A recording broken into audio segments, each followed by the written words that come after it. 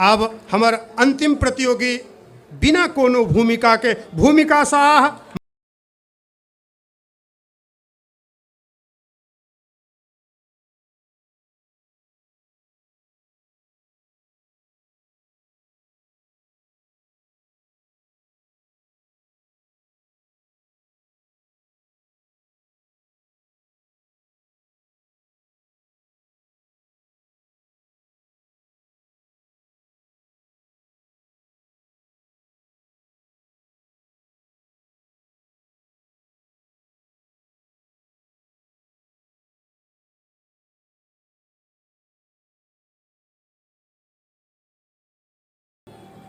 Hello,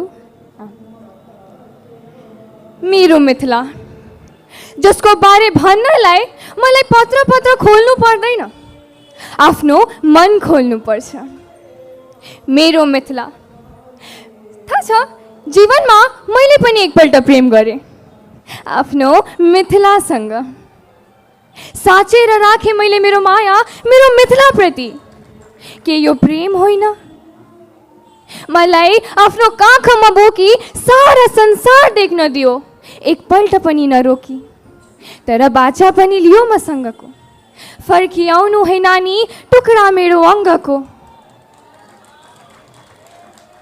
मेरो मिथिला त्योही मिथिला जसले इतिहासको पानामा भूमिका खेल्यो, जसले मिथिलको विश्वास विकासमा भूमिका खेल्यो।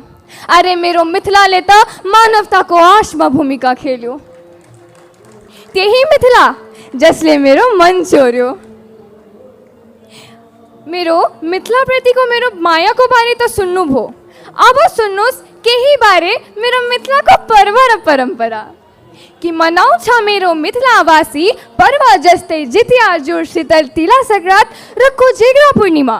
सजाउँछ यहाँको जानकी मन्दिर सहित समस्त मन्दिरलाई दीपावली, दुर्गा पूजा, रामनवमी, विवाह पञ्चमी र हरेक पर्वमा।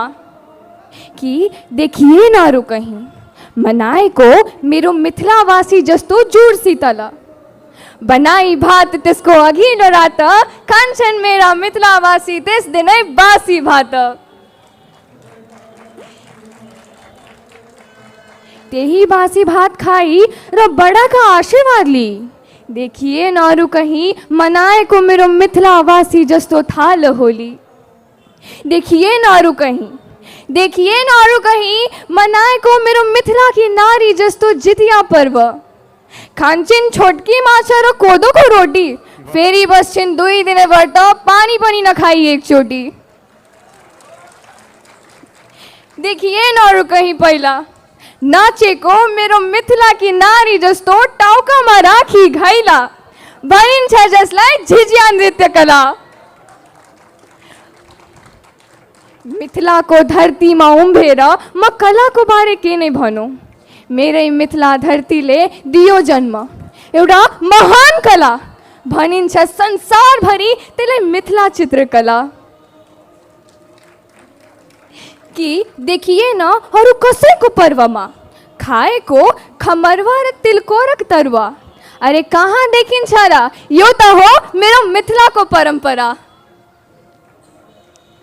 कि पर्व त मात्र एक बहाना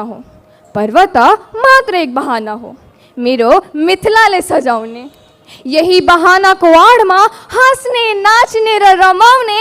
पर्व त मात्र एक बहाना हो मेरो समस्त मिथिलालाई मिथिला चित्रकलाले सजाउने। कि पर्वमा मिथिलाले मात्रै होइन, सजाउँछिन् आफूलाई पनि यहाँ की नारीले। लगाउँछिन् रातो चुरा, आधी टाउका सिन्दुर र राते सारीले। पुरुषको बारे के नै भनौँ, बाँधी धोती, पग गम्छा, लगाउँछन् कुर्ता, मुखमा राख्छन् पान मखान। यही त हो मेरो मैथिली पुरुषको शान। मेरो मिथिलाले नै सिकायो मलाई नबिर्सिनु कहिले आफ्नो देश। छाडी गए पनि अर्को संसार, लगाई बस्नु है आफ्नै भेष। मेरो मिथिला अब सुन्नुहोस् कि दान पुण्यमा पनि कम छैन मेरो मिथिला। यो त्यही मिथिला हो जहाँ एक समयमा राजा जनकले दिए थे आफ्नो शिर काटी त्यही श्री रामलाई। भनेका थे दिनालाई त जान नै दिउला, मात्र खुसी राख्नु है मेरो सीतेलाई। मेरो मिथिलाकी नारी भन्दा बढी सहने क्षमता छ र कसैमा?